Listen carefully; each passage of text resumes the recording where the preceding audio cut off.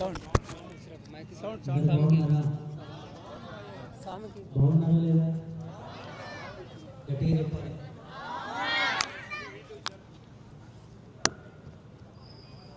అందరికీ శుభ సాయంత్రం, తర్వాత శుభరాత్రి. రేపటి సూర్యోదయంతో అడ్వాన్స్డ్ శుభోదయం కూడా. సమయం చాలా అయింది. It's a 4th programme today. ఇంకొక ప్రోగ్రాం కూడా వెయిట్ చేస్తుంది బండ్లగూడ జాగీర్లో, అక్కడికి వెళ్ళాలి. మీ అందరినీ ఆశీర్వాదం చేసి వెళ్దామని వచ్చాను. పెద్దలు ప్రవచించారు, చెప్పాల్సినంత చాలా అద్భుతంగా చెప్పారు. సరే, వారు చెప్పారు, నేను చెప్తాము, ఇక్కడ ఉన్న వాళ్ళందరూ కూడా చెప్పేటోళ్ళే, ఎవరేం తక్కువ కాదు. అందరం చెప్పుకుంటాం, ఎవరింటికి వాళ్ళు వెళ్ళిపోతాం. అది కాదు మన ఉద్దేశం, మన లక్ష్యం అది కాదు. నా ఆలోచన, నా దృక్పథం, నా భావం ప్రకారంగా అది కాదు. ఇంకేదో కోరుకుంటున్నాను నేను. సరే, నా తపస్సులో, నా అనుష్ఠానంలో అది జరగాల్సిన దినం ఒకటి ఉన్నది, అది జరుగుతుంది. ఈనాటి హిందూ సమ్మేళనం యొక్క ముఖ్య ఉద్దేశాన్ని మీకు చెప్పి ఆశీర్వాదం చేసి నేను వెళ్ళిపోతాను. పెద్దలు కూడా అడిగారు మా వాళ్ళు, ఇంకో కార్యక్రమం ఉందండి, రాగానే స్వామివారికి అవకాశం ఇవ్వండి, మాట్లాడి వెళ్ళిపోతారని అడిగారు. కాబట్టి ఈ వేదికకు వచ్చినటువంటి అశేష భరతమాత ముద్దు బిడ్డలు, నా బిడ్డలు, మీ అందరికీ మనస్ఫూర్తిగా త్రికరణ శుద్ధిగా అనునిత్యం నేను జపిస్తున్నటువంటి నవార్ణ మంత్రశక్తి యొక్క అనుగ్రహాన్ని మీకు అందరికీ ప్రసాదిస్తున్నాను. తదాస్తు. మీరందరూ బాగుంటేనే మేము, లేకపోతే ఎవరి కోసం మేము తపస్సులు చేయలే. అందుకే ఏ వేదికకు పోయినా ఫస్ట్ మీరు బాగుండాలన్నదే నా యొక్క అభిమతం. అట్ ద సేమ్, హిందూ ధర్మం, సనాతన ధర్మం ఏమిటి? రెండవది, ఎందుకు సనాతన ధర్మం అవసరం మనకు, ప్రపంచానికి, ప్రకృతికి? సనాతన ధర్మం అంటే ఏమిటి, ఎందుకు అవసరం? మూడవది, ఎంతవరకు సనాతన ధర్మం ఉంటుంది, ఎంతవరకు పాటించాలి? ఈ మూడే అంశాలు ప్రతి ఒక్కరికి అవసరం. సనాతన ధర్మం అంటే ఏమిటి? మొదటి అంశం, సనాతన ధర్మం అంటే బ్రహ్మాండాన్ని కలిపితే ఏముంటుందో అదే సనాతన ధర్మం.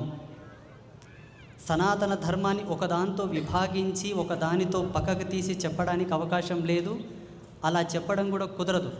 అన్నింటితో పెనివేసుకొనున్న ఏకైక ధర్మం ప్రపంచంలో సనాతన ధర్మం ఒక్కటే. అన్నింటితో, ఇసుక రేణుతో మొదలుకొని రోదసిలో ఉండేటటువంటి 27 నక్షత్రాలు, 12 రాశులు, 9 గ్రహాల వరకు ముడిపడి ఉన్నదే సనాతన ధర్మం. వాటినే కాకుండా 14 భువన భాండములతో ముడిపడి ఉన్నదే సనాతన ధర్మం. ఎప్పుడు పుట్టింది ఎవడూ చెప్పలేడు, చెప్పడానికి సాధ్యం కూడా కాదు. క్రైస్తవ్యం ఎప్పుడు పుట్టిందో చెప్పాలంటే ఒక 2 రోజులు టైం తీసుకుంటే చెప్పొచ్చు. ఎప్పుడు పుట్టింది, ఎప్పటి వరకు ఉంటుంది, ఇంకెప్పటి వరకు ఉంటుంది. మహమ్మదీయం ఎప్పుడు పుట్టిందో ఒక 2 రోజులు సమయం తీసుకుంటే చెప్పొచ్చు. ఎప్పుడు పుట్టింది, ఎక్కడి నుంచి వచ్చింది, వంశవృక్షం అంతా చెప్పొచ్చు.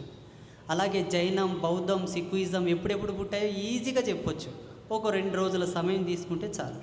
అందున ఇది కంప్యూటర్ కాలం, 2 రోజుల సమయం కూడా అవసరం లేదు, 1 రోజులో చెప్పేయచ్చు.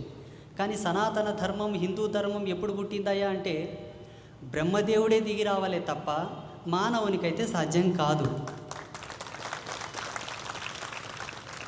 అందుకే మీరందరూ గమనించండి, ఈ సృష్టిలో, ఈ బ్రహ్మాండంలో, ఈ అంతరిక్షంలో అందరికన్నా ఆద్యులము, అందరికన్నా ముందున్న వాళ్ళము, అందరికన్నా గొప్ప వాళ్ళం మనమే. హిందువులం, సనాతనులం. మనదే సుప్రీం పవర్, మన ధర్మమే గొప్పది. ఎలా, ఏ విధంగా? ప్రూఫ్ లేకుండా ఎవడు నమ్మడు కదా, సాక్ష్యాలు లేనిది ఎవరు నమ్మరు కదా. ఒకసారి ఆలోచన చేయండి. బ్రహ్మాండము అన్నారు, ఈనాడు పరాస్త్రీ స్వామి అంటున్నాడు అనుకోకండి, మొన్న ఇంకెవరు అన్నారు అనుకోకండి. అనాదిగా కూడా బ్రహ్మాండము అన్నారు దీన్ని. అంతే తప్ప యేసు అండము, అల్లా అండము, ఇంకో ఖండం అని అనలేరు. బ్రహ్మాండము అంటే అర్థం ఏంటి? బ్రహ్మతో సృజించబడినది ఈ సృష్టి. ఎవరు బ్రహ్మ? మన దేవుడు, మనము కొలిచేటటువంటి దేవుడు. ఇప్పుడున్నటువంటి ఈ చతుర్యుగములకు, ఈ మన్వంతరానికి, ఈ బ్రహ్మకల్పమునకు అధిపతి చతుర్ముఖ బ్రహ్మగారు. ఈజీగా ఐడెంటిఫై చేసుకోవచ్చు. మనదే అన్నిటికన్నా గొప్ప, ముందు, అనాదిగా, ఆది నుంచి ఉంటున్నటువంటి పరంపర. ఇది మన సనాతన ధర్మం. రెండవ అంశం, ఎందుకు సనాతన ధర్మం అవసరం? లాభం ఏమిటి? సనాతన ధర్మం ఎందుకు అవసరం మానవాళికి? ఓన్లీ మనం ఒక్కటమే సనాతనం అనుకోకూడదు. ప్రపంచమంతా ఉన్నది సనాతనులే. వాళ్ళు సెక్షన్లు చేంజ్ చేసుకున్నారు, పంథాలు మార్చుకున్నారు అంతే. వాళ్ళు మనం ఒకటే. కానీ ఇప్పుడు కృణ్వంతో విశ్వమార్యాన్ అన్న సత్యం కావాలి. ప్రపంచానికి హిందూ అనేటటువంటి వాడు అవసరం. సనాతన సాంప్రదాయాలు అవసరం. ఎందుకు అవసరం? చూడండి, హిందూ అనేవాడు ఈ ప్రపంచంలో ఉంటే చెట్లు బ్రతుకుతాయి, పుట్టలు బ్రతుకుతాయి, జంతువులు బ్రతుకుతాయి, పక్షులు బ్రతుకుతాయి, సకల చరాచర జీవకోటి అంతయు కూడా సస్యశ్యామలంగా ఉంటుంది. అందుకే సనాతనుడు అవసరం, హిందూ ధర్మం అవసరం. మన ఋషులు ఏం చేశారంటే ప్రతి దానిలో ఆధ్యాత్మికతను మిళితం చేశారు, ధార్మికతను పెనవేశారు మన పెద్దలు. ప్రతి దాంట్లో ఏ ఒక్కటి కూడా ఆధ్యాత్మికతతో జత లేనిది లేదు మన జీవన విధానం. పొద్దు ఓడిస్తే పొద్దు ముక్కేటప్పటి వరకు. కారణం ఏంటంటే భవిష్యత్తు మన వాళ్ళకు తెలుసు. జీవుడు అస్తవ్యస్తమయ్యేటటువంటి దశకు వచ్చినప్పటికీ, తన యొక్క సోయి తానే మరిసేటటువంటి సందర్భం వచ్చినప్పటికీ కూడా క్రమబద్ధీకరించాలంటే వాని అస్తిత్వం సరిపోదు, వాని మెంటాలిటీ పనిచేయదు. ఆయన యొక్క సృజనాత్మకమైనటువంటి జ్ఞాపక శక్తి సరిపోదు. అందుకే మానవునికి ఏదో ఒకటి జత చేయాలి. ప్రతి సందర్భంలో ఆయన స్థితిని, ఆయన గతిని గుర్తుకు చేసేటటువంటి ఒకటి అవసరం అని చెప్పి ఆధ్యాత్మికతను ధారపోసి మనకిచ్చారు మన వాళ్ళు. అందుకే చీమకు పంచదార వేస్తాం, గోవుకు గ్రాసం పెడతాం, చెట్లకు నీళ్లు పోస్తాం, నదిని పూజ చేస్తాం. పూజ అనే భావన ఏమిటి? అది సంరక్షించబడాలి. అందులో దైవత్వాన్ని గుర్తించిన నాడు దాన్ని కాపాడుతాడు మానవుడు. అందులో దైవత్వాన్ని, మాతృత్వాన్ని చూడనంత వరకు దానితో మానవునికి సంబంధం లేనట్టుగానే మెలుగుతాడు. అందుకే సనాతనుడు ఈ ప్రపంచానికి అవసరం. సనాతన భావాలు కూడా అవసరం. మూడవది, ఎప్పటి వరకు సనాతనం ఉండాలి, ఉంటుంది? చూడండి, సింపుల్గా చెప్తా, రఫ్గా చెప్తా. బ్రహ్మాండం బద్దలైపోతేనే సనాతనుని యొక్క అస్తిత్వం పోతుంది. అంతవరకు ఉంటుంది మన ధర్మం. ఎవడో పిచ్చుకుక్కొచ్చి దీన్ని ఇచ్చేస్తా ఇచ్చేస్తా అంటాడు. కానీ ఉత్త కలలో పోలెల్లిని చెప్పిటాడు ఆ మాటలు. ఎక్కడి నుండి పోతాడు సనాతనుడు? ఏ నుండి పోతుంది సనాతనం? సూర్యుడు పోయినాడు మన ధర్మం పోతుంది. అది సాధ్యమా? అంతరిక్షంలో నవగ్రహాలు పోయినాడు మన అస్తిత్వం పోతుంది. అది సాధ్యమా? మౌంట్ కైలాస పర్వతం పోవాలి, మన అస్తిత్వం పోతుంది. సాధ్యమా?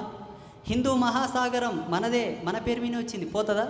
వన్ శాతం అవుతుందా తీయడానికి? వన్ ఖలేజ సరిపోతుందా? ప్రపంచానికి మనం అవసరం. మనదైనది ఈ ప్రపంచంలో ఎప్పుడు పోతుందంటే పంచభూతాలు లేని నాడే మనం పోతామేమో. అది వాళ్ళకు అర్థం కావాలి. గర్వంతో గొర్రె కొండను ఢీకొట్టినటువంటి చేష్టలు బంద్ చేయాలి. ఎవరు? మాలాంటి నిస్వార్థపరులను, సాధు సజ్జన స్వభావం కలిగినటువంటి మాలాంటి వాళ్ళ మీద మీ పంథములు, మీ పట్టింపులు పనికిరావు. చరిత్ర వెనక్కి వెళ్ళి చూడండి. 1800 సంవత్సరాలు మా వాళ్ళ మీద మీరు చేసినటువంటి దాడులు. సరే, కొంతమంది సున్నిత స్వభావాలు మర్చిపోవచ్చేమో. సత్యం యొక్క రుచి తెలిసిన వాడెవడు కూడా మర్చిపోలేదు. అయినా కూడా మేమేమైనా తిరగబడ్డాం అనుకుంటున్నారా? నో. మీకు అవకాశం ఇచ్చాం, దేశంలో స్థానం ఇచ్చాం, అన్ని రాయితీలు ఇచ్చాం. భారత రాజ్యాంగం ప్రకారంగా మేము ఎటువంటి హక్కులు పొందుతున్నామో మీకు కూడా అవే ఇచ్చాం. ఇంకా మా రాజకీయ నాయకులు, మా గవర్నమెంట్ చాలా గొప్పది, మీకే ఎక్కువ ఇచ్చింది. మైనారిటీ హక్కులు, మైనారిటీ హోదాలు ఎవడు అనుభవించాలో ఎవరికి తెలియదు. 18 పురాణాలను, అన్ని ఉపనిషత్తులు చదివిన వాళ్ళకి తెలుస్తుంది ఎవడు మైనారిటీ అనేది. మాకు తెలుసు. కానీ ఆ హక్కులు మీకు ఇచ్చారు మా వాళ్ళు. చల్లగా అనుభవించండి, హ్యాపీగా ఉండండి, మీ ప్రార్థన మందిరాలు కట్టుకోండి, మీకు ఇష్టం వచ్చినట్లు మీరు ఉండండి. మా జోలికి వస్తే మాత్రం బాగోదు. పోనీ మేమేమన్నా మీ జోలికి వచ్చినామా? మిమ్మల్ని ఏమైనా గెలికినామా? మిమ్మల్ని ఏమైనా పట్టించుకున్నామా? మీ ఇంటి ఆడలో నుంచి పట్టుకున్నామా? మీ ఆస్తులను పట్టుకున్నామా? మీ మత కేంద్రాలను పట్టుకున్నామా? ఆ మాటకు వస్తే నా కడుపు గాలి ఇప్పుడు ఒక మాట అంట, మీ నోట్లే మన్ను పోయా, మీరే మా రాముని మందిరాన్ని కూల్చి మసీదు కడితిరి, ఇప్పటికి మా కాశీ విశ్వనాథుని సన్నిధిలో మీదే పాడాయే, గీడ అలంపూర్ జోగులాంప కడిపోతే మీదే పాడాయే, మేంగన్నా కట్టుకున్నామా? ఇంతటి చిత్తశుద్ధి మనస్సాక్షి మీకున్న తర్వాత కూడా ఎందుకు ఈ పనులు చేయలే? అదే జోగులాంబ దగ్గర మీకు మసీదులు కట్టుకోవాలంటే స్థలం లేదా? జాగ ఏమన్నా గొడ్డు పోయిండేనా? అదే కాశీలో మీరు మసీదు కట్టుకోవాలంటే బెనారస్ పట్టణంలో, వారణాసి పట్టణంలో స్థలం లేకుండా ఆన్నే ఎందుకు కట్టాలి? మా వాళ్ళు అమాయకులేండి, మీరేం చేసినా కూడా నమ్మినరు, నమ్ముకొచ్చిండ్రు ఇప్పటి వరకు. కానీ ఇక ముందు మాత్రం పప్పులు ఉడకవు. నౌ టెక్నాలజీ జనరేషన్, ఇది కంప్యూటర్ కాలం. అప్పుడంటే ఏనో ఏదో జరుగుతుండే ఇక్కడ తెలిసే వాళ్ళకు సగం మంది చచ్చిపోతుండ్రి, మనసుల ద్వారా వార్తలు అందేది ఉండే అప్పుడు. ఇప్పుడు అట్లా కాదు, ఒక్క సెకండ్ ఏడం జరుగుతుందో ఇక్కడ కనిపిస్తుంది. అందుకే ఈ కుళ్ళు కుతంత్రాలు, ఈ పగలు ప్రతీకారాలు, ఇవన్నీ మర్చిపోండి, కష్టం చేసుకొని బతకండి. మేము బతుకుతాం, మీరు బతకండి, అంతే తప్ప మేమే బతుకుతాం, మీరందరూ వద్దని ఇంకా నువ్వెవడవు. ఈ మధ్యలో చాలా నినాదాలు వస్తున్నాయి. అందుకే ఈ పిచ్చి పోకడలు బంద్ చేయండి. ఇక మా వాళ్ళు, మీరు, నా వాళ్ళు, ఇక్కడ ఉండే వాళ్ళందరూ కూడా ఎవడు నిన్ను గౌరవిస్తాడో వాన్నే మీరు గౌరవించండి దయచేసి. ఎవడు నీకు అవసరమో వాన్నే మీరు చేరదీయండి దయచేసి. ఎంతసేపు ఈ అమాయకపు పోకడలు?